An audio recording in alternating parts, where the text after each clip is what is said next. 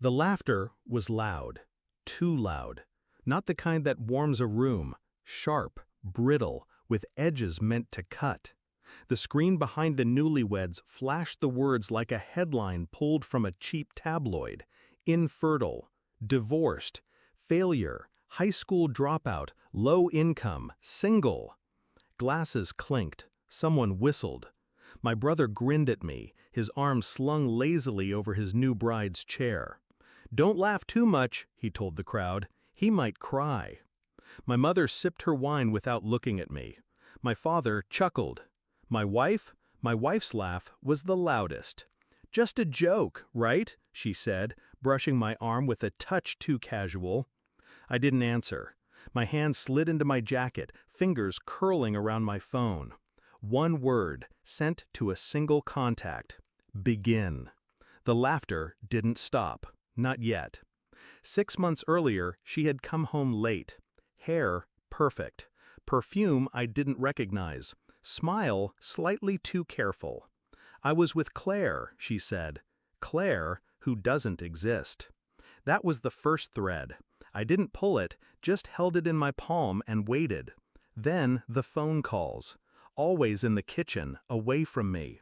Her voice dropped low, as if secrecy could soften guilt. I didn't accuse. Accusations give them a chance to lie.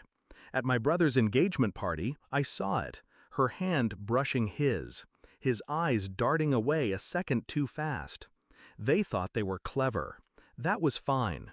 The truth grows better when it ripens in the dark. I began with her phone bill. Numbers repeated at odd hours. Cross-referenced with my brother's records. Same frequency, same times. Then the hotel receipts. Booked under his name, paid in cash. I didn't confront her. I smiled at breakfast, kissed her cheek before work, made her coffee just the way she liked it. The DNA test was almost too easy. My brother had been sloppy, leaving his toothbrush at our parents' house. Hers was in the bathroom. I had mine. 3 swabs. 3 samples. 2 matched. Not the way they should have. The last confirmation came in the form of a photo. Her, in his apartment, wearing the necklace I had given her for our anniversary. I kept it all organized. A neat folder on my phone, one on my laptop, a printed version in a safe deposit box.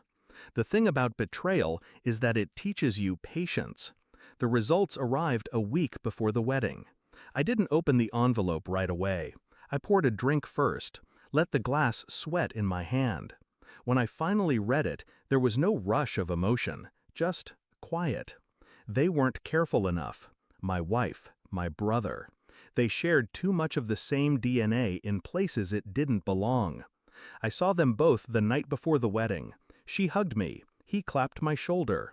Their eyes held no guilt, only the arrogance of thinking they'd gotten away with it. I decided the reception would be better than a private confrontation, more efficient. The slideshow behind them shifted. Not the one they had prepared, not the photos of vacations or childhood. The first image, a phone bill with both their numbers highlighted. Laughter died into murmurs. The second, hotel receipts, dates circled in red. The third, the DNA report, side-by-side comparison. A note in bold, 97% genetic match, siblings. Not siblings by blood, but in the most humiliating way possible. Gasps spread like fire.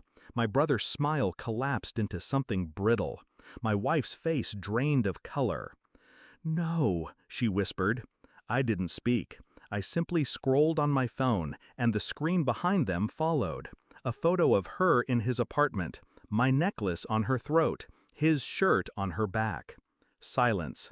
I stood, adjusted my jacket, and walked past their table without looking at either of them. I didn't stay to watch the fallout. Voices were rising when I reached the parking lot. Someone shouted my name. I didn't turn. The night air felt sharper than it had in months. Revenge isn't loud. It doesn't explode. It seeps, slow and cold, until the one who wronged you understands exactly what they've lost. By the time I reached my car, I knew I would never speak to either of them again. Family is supposed to protect you. A spouse is supposed to stand beside you. They stood together. Now they can fall together. I drove away without looking back, and for the first time in a long time, I felt nothing.